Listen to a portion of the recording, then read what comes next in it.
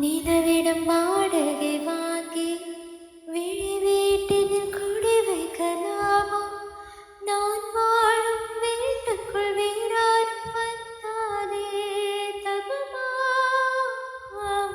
தென்மழை தேக்குக்கு நீதான் உந்தன் தோள்களில் இடம் தரலாமா? நான்